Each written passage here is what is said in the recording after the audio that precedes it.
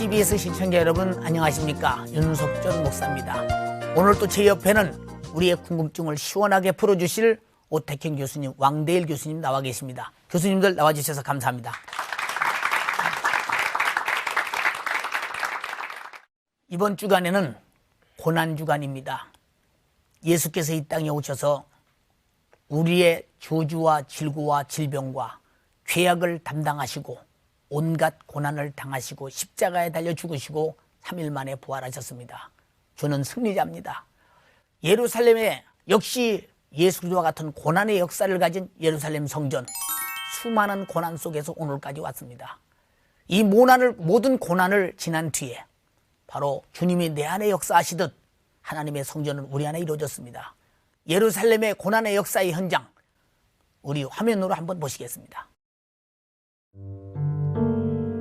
솔로몬의 성전 봉헌 이후 하나님께서 거하시려고 선택하셨던 거룩한 장소 예루살렘 성전. 그 성전이 세워졌던 성전산은 전난의 아픈 역사가 끊임없이 이어졌던 고난의 산이다. 현대전의 상은 또한 곳곳에 생생한데 이런 총탄이 이런 얼마나 깊이 들어가서 1967년 6.1 전쟁 당시 시온문은 치열한 격전지였고 벽면의 총탄 자국들이 당시의 상황을 입증하고 있다.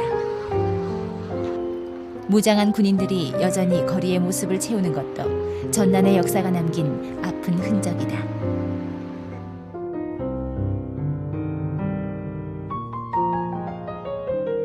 예루살렘아! 예루살렘아! 예수님 같으세요. 예수님이 예루살렘을 바라보면 아무리 전해도 듣지 않고 아무리 일러줘도 믿지 않아서 여기서 막 통안에 예루살렘을 불러가면서 통곡하며 울었더니 바로 이 자리네. 예수님의 예언처럼 성전은 무너졌다. 그리고 그곳엔 이슬람의 모스크가 우뚝 서 있다. 1, 2차에 걸쳐 재건되었던 성전은 로마군에 의해 완전히 파괴되었고 그 후 이스라엘 민족은 나라에서 내쫓겨 1800년 동안 세계를 떠돌아 다녀야만 했다. 현재 이 모스크는 주후 692년 오스만 터키에 의해 세워진 것으로 유대인들에겐 출입이 금지된 장소다.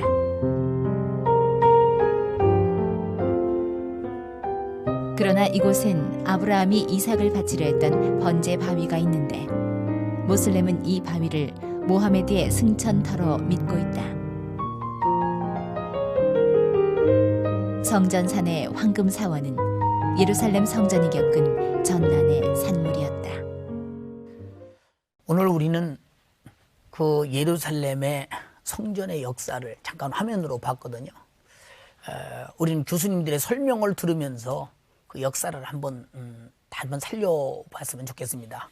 왕 교수님, 그 이스라엘 그 백성의 역사를 뒤돌아보면 예루살렘을 중심으로 항상 역사가 이어져 갔거든요. 그 이유가 무엇인지 궁금하거든요. 솔로몬이 예루살렘의 성전을 지어서 하나님께 봉헌하지 않았습니까? 예. 하나님께 예배드리는 장소로 예루살렘이 이제 섭리가 되었는데 실제로 유다 백성의 역사를 보게 되면 성전이 있음에도 불구하고 오히려 산당에서 분향하고 제사하게 되는 죄악을 범하게 됩니다. 이제 그런 긴 역사를 우리가 예루살렘을 중심으로 살펴보게 되거든요. 하나님을 예배한다고 하는 그런 정신에 투철할 적에는 예루살렘이 건강했던 것을 알 수가 있고 반대로 종교 혼합주의로 하나님을 예배하기보다는 다른 신앙을 좇는 잘못된 삶에 빠질 적에는 저들은 심판과 고난을 자초하게 되었습니다. 이처럼 그 예루살렘이 이스라엘 신앙의 건강과 병약함을 죄는 척도가 되게 되거든요. 우리가 이제 순환주간, 고난주간 되어서 우리가 늘 고백하는 하나님의 말씀이 그가 찔림은 우리의 허물을 인하며 그 말씀 아니겠습니까? 그래서 고난받는 종을 우리가 생각하게 되는데 마치 예루살렘도 이스라엘을 대신해서 고난받는 그런 종의 역할을 하지 않았을까? 이스라엘이 고난받고 순환받았던 것은 사실은 그곳에 살던 하나님의 백성들이 죄악을 지었기 때문이다. 이런 그 깨달음 속에서 예루살렘의 의미를 되새겨 볼 수 있다고 느끼고 있습니다. 예. 오 교수님, 그만큼 그 예루살렘의 성전은 이스라엘의 역사와 함께 그 기나긴 그 순환을 함께 했거든요. 예루살렘 성전의 순환의 역사를 자세히 설명해 주시겠어요? 네, 솔로몬이 성전을 봉헌한 이후에 예루살렘 성전은 하나님께서 자기 이름을 두시려고 택할 장소라고 명명하십니다. 그러니까 하나님께서 그곳에 거하신다는 말인데요. 자, 이렇게 된다고 하게 되면 예루살렘의 성전의 역사는 영광과 또 기쁨의 역사만 있어야 될 것 같은데 실제 역사를 바라봤을 때 얼마 지나서 안으부터 순환의 역사가 시작되게 되는 것입니다. 솔로몬의 아들인 르호보암 5년에는 이집트의 왕 시삭이 예루살렘 성전을 쳐들어옵니다. 그래서 성전에 있는 많은 금, 은, 기명들을 가져가고요. 성전이 생긴 지 얼마 되지 않아서 성전이 순환을 당하게 됩니다. 그리고 아사 왕 때는 북이스라엘의 왕인 바하사와의 전쟁에서 승리하기 위해서 베나다닥에게 조공을 바치는데요. 아람 왕 베나다닥에게 조공을 바칠 때 성전에 있는 보물을 가져다가 아람 왕에게 바치는 이러한 사건도 벌어지게 되었던 것이죠.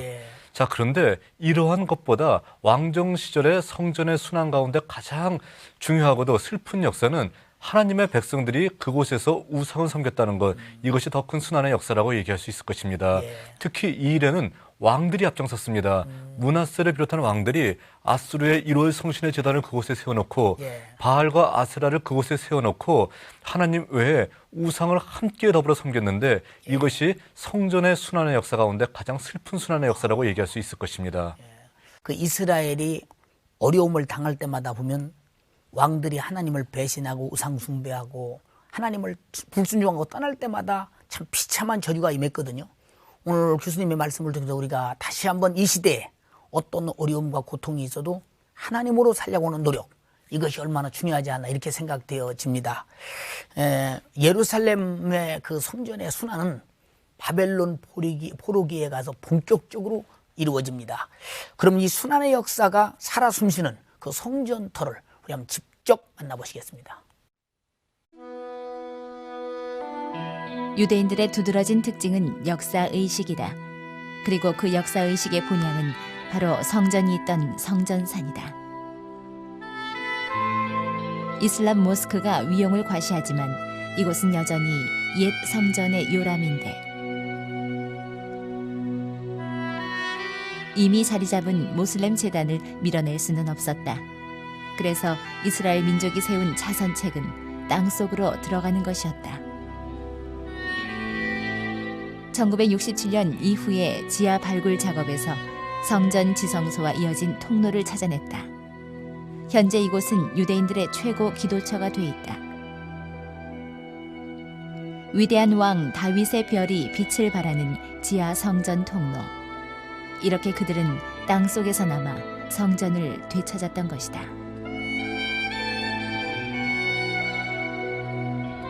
불순종했던 이스라엘 백성들을 회복시키기 위해 하나님께서 사용하셨던 채찍은 이 민족을 통한 이스라엘 성전의 철저한 파괴였다. 임박하도다. 정한 재앙이 이르렀으니 몽둥이가 꽃피며 교만이 싹났도다. 포악이 일어나서 죄악의 몽둥이가 되었은즉 그들도 그 무리도 그 재물도 하나도 남지 아니하고 그 중에 아름다운 것도 없어지리로다. 지금 우리는 화면으로 성전터를 바라보았습니다. 여러 가지 보신 분들의 의미가 새로울 줄로 생각됩니다. 오 교수님, 구약시대의 성전의 그 순환의 역사 중에 가장 대표적인 것을 우리가 들려면 아무래도 바벨론의 그 침략에 의해서 성전이 잔인하게 파괴된 그 역사를 감출 수 없겠죠. 그 당시 이스라엘 민족이 이방인에게 그토록 자기들이 참 사랑하고 섬기던 성전을 파괴당할 때 그들의 그 사건을 받아들일 때 어땠을는지 궁금하거든요. 성전이 파괴되기 전에 유다 백성들은 성전 안에서 여러 우상들을 섬기고 뭔가 잘못된 어떤 행동들을 자행하게 됐던 것이죠. 이런 이들의 행동에 대해서 선지자 예레미야나 선지자 에스겔 같은 선지자는 너희들이 만일 이런 행동을 계속한다라고 하게 되면 나라가 멸망할 것이다 라고 외칩니다. 그런데 이들은 헛된 신앙에 빠져가지고선 성전에 대해서 다음같이 생각을 하고 있었다는 것입니다.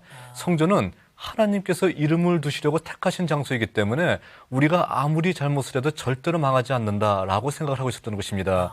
이런 사람들을 향해서 선지자들은 너희가 잘못을 한다라고 하게 되면은 하나님께서는 너희의 잘못을 깨닫게 하기 위해서 성전이 무너져서라도 너희들을 회개시키기 위해서라도 너희들을 심판할 것이다라고 말씀하셨다는 것이죠.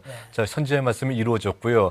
바벨론의 이스라엘 백성들이 포로로 잡혀가게 되고 그리고 성전인터가 목사님 말씀하셨던 대로 비참할 정도로 아주 잔혹하게 파괴가 돼버립니다. 이런 현실을 바라봤을 때 당시의 유다 백성들의 어떤 상처와 그리고 정신적인 충격은 대단했었습니다. 왜 그랬냐면은 옛날에는 고대 전투에서는 A라고 하는 나라와 B라고 하는 나라가 싸운다고 한다고 하게 되면 A가 승리했다 했을 경우에 전투력이 강해서 힘이 강해서 승리했다라고 생각을 하지 않고 A의 신이 B의 신보다 강해서 이겼다라고 얘기합니다. 그러니까 바벨론의 마르둑이라고 하는 신이 이스라엘의 여호와 하나님보다 강했기 때문에 승리했다. 그렇기 때문에 성전이 무너질 수밖에 없었다라고 사람들이 생각했다는 것이죠. 이러한 역사에 대해서 제사장이나 아니면 예언자들은 대응을 합니다. 아니다. 너희들이 성전이 무너진 것을 가지고 여호와 하나님께서 능력이 없기 때문에 바벨론 신에게 졌다라고 생각하지만 그것은 잘못된 생각이다. 하나님께서는 자기 스스로가 고난을 당하면서라도 너희의 회개를 원하시기 때문에 성전을 무너뜨리시더라도 너희를 회개시키기 위해서 이 사건을 준 것이다 라고 해석을 했다는 것입니다. 그러니까 성전의 멸망은 이스라엘 백성들, 다시 얘기해서 하나님이 사랑하시는 그 백성들을 회개시키기 위한 하나님 스스로의 고난이라고 얘기하고 있을 수 있다는 것입니다. 이렇게 바벨론 포로가 시작되면서 지금까지 2500년의 역사가 흘러갔습니다. 예루살렘은 그래도 여전히 유대인에게 저들의 정신적 중심지로 지금 아주 가지고 있거든요. 이것이 성전 파괴 후 새롭게 등장한 이스라엘의 민족들의 인식 전환이 어떤 관계가 있는지 왕 교수님 말씀해 주시겠어요? 네, 그 말씀을 우리가 이해하기 위해서는 우선 예루살렘의 멸망을 단순히 나라의 패망으로만 봐서는 안 된다는 시각을 가져야 되거든요. 왜냐하면 예루살렘이 이제 주전 587년에 이제 무너지게 되고, 그 다음 이제 AD 70년에 또 무너지게 되는데요. 한 번은 느부갓네살 군대에 의해서, 다른 한 번은 로마의 디도 장군의 군대에 의해서 무너지게 되는데, 이렇게 예루살렘의 무너짐을 전후해서 새로운 정신적인 그런 변화가 일어나게 됩니다. 지금 우리가 아시는 것처럼 예레미야나 에스겔 같은 선지자들이 예루살렘의 패망을 뭐라고 불렀는지가 중요하거든요. 그들은 하나님의 백성의 죽음이라고 불렀습니다. 죽는다. 그런데 이제 예루살렘이 무너졌거든요. 그걸 이제 심판과 하나님이 내리신 채찍으로 받아들였는데, 이스라엘이 무너지고 난 다음, 다시 말해 이스라엘이 죽고 난 다음 무슨 일이 벌어지느냐? 그건 하나님의 백성의 부활을 얘기하는 겁니다. 그래서 예루살렘의 패망을 전후해서 읽을 적에 단순히 나라가 무너지고 나라가 회복된다는 것으로 끝나지 아니하고 옛 백성의 죽음, 새 백성의 부활이라고 하는 그런 신학적인 소리를 분명히 들을 수 있거든요. 어떻게 살아나느냐 그렇다면. 그러니까 예루살렘이 무너지고 난 다음에 저들이 가졌던 소망이 바로 거기에서 자라납니다. 에스겔 37장에서 에스겔이 이렇게 말하지 않습니까? 내가 생기로 너희에게 들어가리니 너희가 살리라. 그러니까 하나님의 생기로 부활한다고 하는 그런 소망을 예루살렘 패망 이후에 가지게 되었던 것이거든요. 그것이 이제 현대사로 연결되게 되면서는 이렇게 자라납니다. 메시아가 오게 될 것이다. 메시아가 오는 날 예루살렘이 회복하게 될 것이다. 이제 이런 흐름에서 우리가 이해하게 될 적에 예루살렘의 패망, 예루살렘의 부활이라고 하는 것을 하나님 백성의 죽음과 하나님 백성의 다시 삶으로 깨달아야 된다라고 저는 그렇게 가르치고 싶습니다. 참 상당히 많은 의미가 있고 영적으로 참 은혜가 됩니다. 오 교수님, 바벨론 포로 이후 예루살렘 성전이 참 많은 순환을 겪게 되는데 어떤 순환을 겪게 되는지 말씀해 주시겠어요? 예루살렘 성전이 587년에 바벨론 나라에 멸망당한 이후에 이스라엘 백성들이 다시 예루살렘으로 돌아오게 된 것은 바벨론이 멸망한 539년입니다. 이때까지 대략 50년 동안 예루살렘 성전은 파괴가 된 상태로서 계속해서 존재하게 되는 것이죠. 자, 그 이후 페르시아 시대에는 1차, 2차에 걸쳐서 사람들이 귀환을 하게 되는데 이 귀환했을 때 제2차로 귀환했던 스룹바벨의 어떤 영덤에서 돌아왔던 유대인들과 예. 그리고 학계와 스가랴의 어떤 지도를 받았던 사람들이 제2차 성전을 짓기로 결심하고 마침내 주전 515년에 예. 제2차 성전이 완성되게 됩니다. 제2의 성전이 완성된 이후에 이 제2의 성전은 페르시아 시대와 그리고 헬라 시대 동안에 유대인 신앙 공동체의 구심점 역할을 하면서 신앙의 가장 중심에 서 있게 됩니다. 그런데 이 성전이 바로 헬라의 왕이었던 안티오쿠스 4세 에피파네스라는 사람의 종교 탄압 정책 때문에 다시 순환을 당하게 됩니다. 이때가 주전 167년의 상황이었었는데요. 이때 안티오쿠스 4세는요 성전 앞마당에다가 제우스 신을 세워놓고요. 그리고 그 앞에 유대인들이 제일 금기시하는 음식인 돼지고기를 쌓아놓습니다. 그리고 돼지고기를 먹고 제우스 신에게 절하는 사람은 살리고요. 또 그것을 거부하는 사람은 다 죽이는 이러한 하나님의 성전과 또 유대인에 대한 종교 탄압 그리고 성전의 순환의 역사를 다시 한번 쓰게 되었던 것이죠. 이랬을 때 많은 유대인들은 사자굴의 앞에서도 사자굴에 들어가면서라도 신앙을 지켰던 다니엘서의 메시지를 읽어보면서 신앙을 지키기도 했었던 것입니다. 그리고 이 당시에 마카비라고 하는 사람은 혁명을 일으켜서 옳지 않은 헬라 사람들을 몰아내고 마침내 예루살렘을 수복하게 되는 것이죠. 그래서 성전을 정화하는 어떤 놀라운 사건이 일어나게 됩니다. 우리는 이것을 하누카라고 얘기하고 있는데 이것은 신약 성서에 나와 있습니다. 바로 수전절인 것입니다. 오늘 순환의 역사를 들으면서 내가 하나님께 잘해야겠다 이런 생각이 됩니다. 왕 교수님, 예루살렘 성전이 당한 순환이 유다 백성에게 그 준 교훈이 있을 텐데 아마 상당히 그들의 가슴 속에 많은 그 교훈이 생각이 있었을 것입니다. 말씀해 주시겠어요? 전 두 가지를 말씀드리고 싶은데요. 우선 첫째는 예루살렘이 망하고 난 다음 그 누가 참 선지자였는가 그것을 깨달았던 그런 각성이 일었던 것 같습니다. 예레미야 26장부터 28장 그 말씀을 보게 되면 그 예루살렘 패망을 전후해서 그 두 명의 선지자가 등장하거든요. 하나는 예레미야, 다른 한 사람은 하나냐였습니다. 근데 두 사람이 다 같이 선지자로 불리거든요. 근데 두 사람 다 같이 예루살렘의 운명을 앞에 놓고 하나님 말씀을 전합니다. 하나냐는 예루살렘을 하나님이 지켜주실 것이다. 이미 바벨론에 끌려가 있는 유다 백성을 하나님이 돌아오게 하실 것이다. 그걸 전했고 예레미야는 바벨론이 예루살렘을 치는 것을 하나님의 막대기, 하나님의 몽둥이, 하나님의 심판의 채찍으로 받아들여라. 예루살렘의 패망이 하나님이 하신 일이다. 그렇게 예루살렘의 무너짐을 전했거든요. 근데 그때 당시에는 예레미야가 몰렸습니다. 백성들에게 지지를 받지 못했지요. 나라가 망하고 난 다음에 사람들은 하나냐는 거짓 예언자고 예레미야가 참 예언자였구나. 그거를 이제 깨닫게 되었던 것이고요. 또 하나는 이 예루살렘이 무너지고 난 다음에 저들이 정말 그 나라 잃고 성전 잃고 소위 그 주권을 잃은 백성으로 또 돌아 살게 됩니다. 디아스포라라 그러지 않습니까? 이제 그들은 모든 걸 다 잃어버렸어요. 한 가지 간직하고 있었던 것은 아브라함의 믿음이었습니다. 근데 이 믿음이 예루살렘으로 돌아가자고 하는 것으로 나타나거든요. 그 믿음의 고향을 되찾자, 신앙의 고향을 되찾자, 우리의 삶의 고향을 되찾자, 이런 운동으로 나타나게 됩니다. 그 뿌리가 19세기, 20세기 현대사에서 우리가 읽게 되는 시오니즘으로 표현되었다. 그렇게 많은 사람들이 말하고 있지요.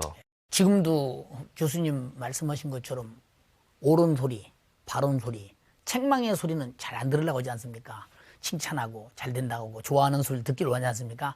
사실은 실상은 되어지는 현실의 진리를 들어야 되는데 지금 모든 성도들이 진리를 듣기를 원치 않는 시대가 됨으로 말미암아서 어떤 우리도 각성을 하면서 다시 한번 하나님을 새롭게 모시는 좋은 기회가 됐으면 이렇게 생각이 되어집니다. 두 교수님의 그 말씀이 여러 가지로 오늘 상당히 많은 그 가리웠던 몰랐던 부분들을 이렇게 보따리 속에서 쫙 끄집어내서 이렇게 내놓듯이 아주 좋은 진리의 말씀을 주셨습니다. 너무 감사합니다. 오늘 두 교수님의 말씀을 들으면서도 여전히 방청객들은 이것도 저것도 알고 싶은 욕망이 속에서 막 나타날 것입니다. 방청객의 질문을 받아보시겠습니다. 오 교수님께 여쭤보겠습니다. 헬레왕 안티오쿠스 4세 당시 신앙을 지킨 많은 유대인들을 성전 앞에서 탄압하는 일이 많이 있었다고 하는데 구체적으로 어떤 일이 있었습니까? 유경 마카비 상하서에 나타나 있는 몇 가지 예만 제가 한번 들어보겠습니다. 제우스 신에게 절하기를 거부하고 그리고 돼지고기 먹기를 거부했던 유대인들을 붙잡아다가 머리부터 발끝까지 가죽을 다 벗겨버립니다. 그런 다음에 아주 뜨거운 가마솥에 그 안에는 물도 없고 아무것도 없고요. 말 그대로 뜨겁게 달궈진 가마솥입니다. 거기에 던져서 죽이는 일이나 아니면은 우리나라의 능지처참이라고 얘기해야 되나요? 손가락부터 팔목 모든 어떤 마디를 다 자르고 그리고 짐승에 의해서 죽이는 바로 이러한 어떤 잔혹한 일들이 사람들에게 있었던 것이죠. 바로 이러한 상황 속에서 이러한 탄압이 있다 할지라도 너희들은 끝까지 순교할지언정 배교하지 말아라라는 것을 강하게 외치고 있는 하나님의 말씀이 다니엘서입니다. 왕 교수님께 여쭤보겠습니다. 이스라엘 백성의 시온주의는 현재 팔레스타인 지역에 끊임없는 전쟁이 불씨가 되고 있는데요. 기독교인으로서 이 시온주의를 어떻게 해석해야 되는지 궁금합니다. 네, 우선 그 질문을 좀 고치고 싶은데요. 성경 안에는 시온주의라고 하는 것은 안 나옵니다. 시온주의는 19세기, 20세기에 그 일어났던 정치 운동이거든요. 그렇게 바꿔줬으면 더 좋을 것 같고, 그러나 질문 자체는 굉장히 중요합니다. 시온주의를 우리 교인들이 기독교 신앙이 어떻게 받아들일까? 저는 두 가지로 나누어 생각하고 싶어요. 우선 긍정적으로 보고 싶은 마음이 있습니다. 고향을 찾자고 하는 거, 영적인 본향을 찾아가는 그런 일이야말로 신앙의 바탕이거든요. 또 성전 중심의 생활을 하겠다고 하는 것, 그것은 그 영성에 좋은 토양입니다. 그런 점에서 저는 시온주의를 좋게 보고는 싶어요. 그러나 다른 쪽에서는 또 시온주의를 보게 될 적에 우리가 좀 조심해야 됩니다.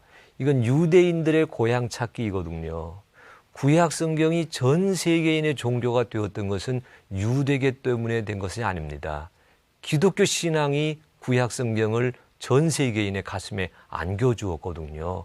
유대인과 기독교인이 무슨 차이가 있어요?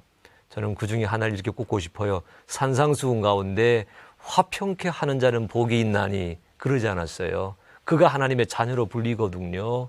시온에 돌아가가지고 우리만 살겠다 하지 말고 거기에 있는 다른 소수민족, 원주민들, 다른 백성들과 화평케 하려고 하는 그런 삶을 가꾸게 될 적에 이 시온주의는 보다 좋은 꽃을 피우지 않을까. 그걸 이루지 못했기 때문에 저는 조금 우려 섞인 눈으로 바라볼 수 있다. 그렇게 말씀드리겠네요.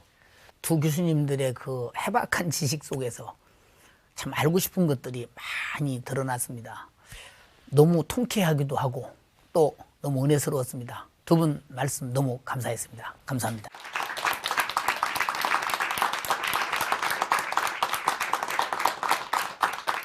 이스라엘 민족은 아브라함으로부터 시작해서 오늘까지 계속 전개되어 옵니다. 하나님은 그 민족을 택해서 하고 싶은 섭리가 계십니다. 그러나 그들은 하나님을 섬기지 않냐고, 하나님의 섭리에 따르지 않냐고 우상 숭배와 그리고 하나님을 대적하고 원망하다가 그들은 항상 멸망과 저주를 당하고 말았습니다. 왜 그랬을까요? 하나님이 그들을 축복하시고 하나님이 그들을 사랑하고 하나님이 그들을 책임지는데 하나님을 떠나서 하나님의 반대편에 섰을 때 당연한 사건이라고 생각됩니다. 오늘 여러분에게는 어떤 고통이 있습니까? 어떤 어려움이 있습니까? 하나님이 나에게 이런 고통을 주었다고 생각하게 되네. 내가 하나님 앞에 가서 어떤 생활을 했는가 자기 자신을 잘 살피면서 하나님께로 돌아가면 하나님은 그 문제를 지금 즉시 해결해 주실 것입니다. 먼저 고난 속에서 울지 말고 하나님께 속히 들어가 해결받으면서 영광의 웃음에 꽃이 피는 여러분 되시기 바랍니다. 오늘 성전사를 통해서 고난의 역사를 만나봤습니다. 다음 시간에 또 뵙겠습니다. 감사합니다.